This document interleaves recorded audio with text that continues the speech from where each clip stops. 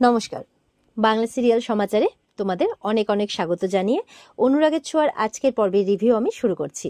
শুরুতেই দেখা যাচ্ছে যে দীপা তো ময়ের উপর উঠে পর্যন্ত ফুল টুল সাজাচ্ছে, সূর্যের জন্য নিজে হাতে ডেকোরেট করছে। তো নামতে গিয়ে কিন্তু পা মানে স্লিপ খেয়ে পড়ে যায়। তো এবার অবিনাশ, রূপা, কৃষ্ণ সবাই দৌড়ে আসে। অবিনাশ বলছে, আপনি ঠিক আছেন? কি করছেন বলুন তো আপনি? রূপা বলছে, মা তুমি কি করছো বলো তো? দীপাকে একটা চেয়ারে বসানো হয়, যে তোমার যদি কিছু হয়ে যায় তখন কি হবে, কেন করছো তুমি এসব? বলে, তুই তো জানিস রূপা, আমি এই সব কিছু তোর বাবার জন্য করছি, তোর বাবার জন্য আমি প্রাণটাও পর্যন্ত দিয়ে দিতে পারি। তুই চিন্তা করিস না, আমার কিচ্ছু হয়নি, আমি ঠিক আছি।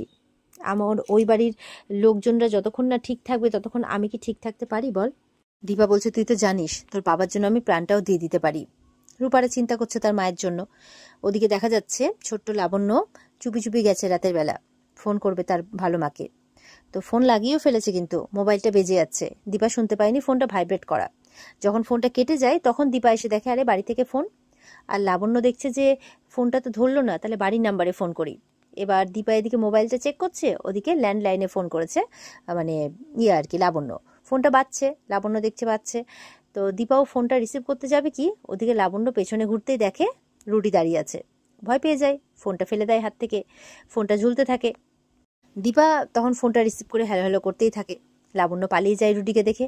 রুটি তখন কানে ফোনটা নিয়ে দীপার গলার আওয়াজ শুনতে পায়, আর ফোনটাকে ওইভাবেই রেখে দিয়ে চলে যায়, যাতে ফোন করলে এরপরে লাইনটা এঙ্গেজ পায় দীপা। দীপাও দেখছে কোনো কথা বলছে না, হ্যালো হ্যালো করেই যাচ্ছে। রুটি মনে মনে ভাবছে, এ তো দেখছি দীপা সেনগুপ্ত, পাকা বুড়ি তো দেখছি ভালোই পাকা কাজ করছে। না, ফোনটাকে এইভাবেই রেখে দিলে কোনো উত্তর পাবে না দীপা সেনগুপ্ত, আমিও কোনো কথা বলবো না। তো ফোনটাকে ওইভাবে রেখে দিয়ে চলে যায়। এদিকে দীপা কিন্তু সেনগুপ্ত বাড়ির বাইরেই দাঁড়িয়ে আছে, আর সেনগুপ্ত বাড়ির বাইরে দাঁড়িয়ে অপেক্ষা করছে যে ওই ক্লাবের লোকজনদের আসার। তারা চলে এসেছে, বলছে আপনারা চলে এসেছেন, আসুন। তখন ওরা বলছে যদিও আমাদের কথা না শুনে, বলে দাঁড়ান। দীপা ব্যাগ থেকে বের করে আরও কিছু দীপা ছাপিয়ে রেখেছে পোস্টারের মতো, সেটা দিচ্ছে। বলছে নিন, এটা দেখাবেন, বলবেন এগুলো আপনারা ছাপিয়ে ফেলেছেন। বলছে ম্যাডাম আপনি এটা কেন করতে চাইছেন? বলে সব বলবো আপনাদেরকে, চিন্তা নেই, এখন আমার কাজটা করে দিন, আসুন আমি আছি আপনাদের সাথে, আমি ভেতরে ঢুকবো না কিন্তু আমি আছি। এই বলে দীপা ভেতরে নিয়ে যাচ্ছে। দীপা বাইরেই থাকবে, ওনারা ভেতরে যাবে আর কি। এদিকে উর্মি রান্নাঘরে রান্না করছে, তখন কুন্তলা এসছে তার ব্রেন ওয়াশ করতে। বলছে যে আচ্ছা উর্মি, এই চারু নামে যে কাঁটাটা এসছে না, একটু টেটিয়া, কিন্তু তোমার কাজে আসতে পারে। বলছে মানে? বলছিস তুমি এত আবোদা না, এত আবোদা, সূর্য কেমন ওর সাথে একটু মাখো মাখো হয়ে থাকছে, বুঝতে পারছো তুমি? তো তোমার কাজটা অনেক সহজ হয়ে যাবে, দীপা সহজে এন্ট্রি নিতে পারবে না। তুমি একটা কাজ করতে পারো লাবণ্যর ব্যাপারটাতে, তুমি ওকে বরঞ্চ যেরকম আশ্রমে রেখে এসেছিলে না, ওরকম রেখে আসতে পারো, তাহলে তোমার এই কাটাটাও দূর হয়ে যাবে, এরকমভাবে বোঝাচ্ছে। তখন সেখানে চারু আসে, এসে বলছে আমি ব্রেকফাস্ট বানাবো সূর্যের জন্য, ও যেটা খেতে ভালোবাসে, ও যেটা ফেভারিট। তখন কিন্তু কুন্তলারা বলছে ঠিক আছে, এই বলে কুন্তলা রান্নাঘর থেকে চলে যায়। উর্মি যাবে কি, উর্মি একটু কথা বলে যায়। তখন চারু বলছে, উর্মি তুমি যেভাবে এসএস আর সোনাকে দেখে রেখেছো, সত্যি তোমার কোনো জবাব নেই। তো উর্মি খুব খুশি হয়ে যায় আর রান্নাঘর থেকে চলে যায়। আর চারু ফেভারিট মানে ব্রেকফাস্ট বানাতে থাকে আর কি সূর্যের। এদিকে সূর্যের বাড়িতে এবার সবাই ব্রেকফাস্ট করতে বসেছে। বাইরে দিয়ে কিন্তু দীপা উকি মারছে। তো বাইরে দিয়ে দীপা উকি মারছে, লাবণ্য কিন্তু দেখে ফেলেছে ভালো মাকে, দীপাও দেখে ফেলেছে, লাবণ্য দেখে ফেলেছে। তো দীপা লুকিয়ে পড়ে। আবার দীপা দেখছে লাবণ্য তার দিকে তাকিয়ে আছে। তো ভাবছে লাবণ্যর মুখ চোখের অবস্থা এরকম কেন? তাহলে কি ওর কিছু হয়েছে? ওকে তাহলে কি কালকে ওই আমাকে ফোন করেছিল, ওকে কিছু বলতে চাইছে আমাকে? আর লাবণ্য এদিকে ভাবছে না না, কাউকে বুঝতে দেওয়া যাবে না যে ভালো মা বাইরে আছে, না হলে আবার অশান্তি করবে, ভালো মাকে উল্টোপাল্টা বলবে। কিন্তু আমিও তো ভালো মাকে বলতে চাই, মানে ওর মনের কথাগুলো কিভাবে কি করবে কিছু বুঝতে পারছে না, শুধু ভালো মার দিকে তাকিয়ে আছে, আর বাড়ির লোক যাতে বুঝতে না পারে সেরকমই আভাব করছে। এদিকে চারু মানে সূর্যের জন্য ফেভারিট ব্রেকফাস্ট বানিয়ে নিয়ে এসছে, আর সূর্যেরও দেখে খুব ভালো লাগে যে আমার তো ফেভারিট, খুব ভালো। তো সূর্য ফ্রেশ হতে যায়, সেই সময় চারু বলছে যে মানে চারুকে বলছে আর কি উর্মি, যে চারু তুমি কত খেয়াল রাখো দাদায়ের, সত্যি এরকমই একজনকে লাগতো দাদা ভাইয়ের লাইফে, তাই বলছে। তো বাড়ির সবাইকে বলছে দাদাইয়ের সাথে চারুর বিয়ে দিলে কেমন হয়। শুনে খুব খুশি হয়ে যায়, রেগে যায় হচ্ছে জয়। বলছে এসব কি বলছো তুমি? দাদায়ের বিয়ে, দাদাই অলরেডি বিবাহিত, তার বউ আছে, তা সত্ত্বেও তুমি এরকম কথা বলছো। তখন উর্মি বলছে কিসের বিয়ে, কিসের বিয়ে? আর এদিকে সোনাও বলছে হ্যাঁ তো ওটা আবার বিয়ে নাকি, ওটা কোনো বিয়ে নয়, চারুর সাথে তো বাবার বিয়ে হওয়ার কথাই ছিল। তাই চারুকে বলছে, চারু তুমি চিন্তা করো না, তোমার আর বাবার বিয়েটা হবেই। সূর্য চলে আসে। কি বলছো? বাবার বিয়ে? তোমার কি মাথা খারাপ হয়ে গেছে? আমার বিবাহিতা বউ আছে, তাকে ছেড়ে আমি অন্য কাউকে বিয়ে করবো? তুমি ভাবলে কি করে এমনটা? তোমার সাহস কিভাবে হলো তো এরকম কথাবার্তা বলার? তখন বলছে, কেন বাবা, কেন? বিয়েটা করলে কি হবে? ওই বিয়েতে তো কোনো কিচ্ছু নেই তোমার। তখন ওর বাবা সূর্য কিন্তু প্রচন্ড রেগে যায়। তখন চারু বলছে, আচ্ছা ঠিক আছে, থাক না, পরে না হয় এসব ভেবে দেখা যাবে। সূর্য ওর বাবাকে গিয়ে বলছে, কি হচ্ছে এসব? এসব হলে কিন্তু আমি একদম বাড়ি ছেড়ে চলে যাব। একদম আমাকে যাতে উল্টোপাল্টা কথা না বলা হয়। সূর্যের বাবা বলছে, দেখ তোর জীবনটাও তো এরকম অগোছালো হয়ে গেছে, সেটাও তো আমি চোখের দেখা দেখতে পাচ্ছি না। বলে তুমি কি বলছো বাবা? না না, এই সব কিছু আমার দ্বারা সম্ভব হবে না। তখন সূর্যের বাবাই উল্টে সূর্যকে বোঝানোর চেষ্টা করছে। রুডি বলছে, এই বুদ্ধিটা নিশ্চয়ই আমার মায়ের, কাকিয়া একদম মোক্ষম সময়ে মোক্ষম চাল দিয়েছে। এরপর সূর্যের বাবা বেশি জেদ করলে সূর্য বলছে, এখন বাবাকে কিছু বলা ঠিক হবে না, বাবার এমনিতে অনেকবার শরীর খারাপ হয়ে গেছে, এখন আমার চুপ থাকাই ভালো। তখন সেই সময় বাইরে থেকে কিন্তু ওই লোকজনরা আসে ক্লাবের।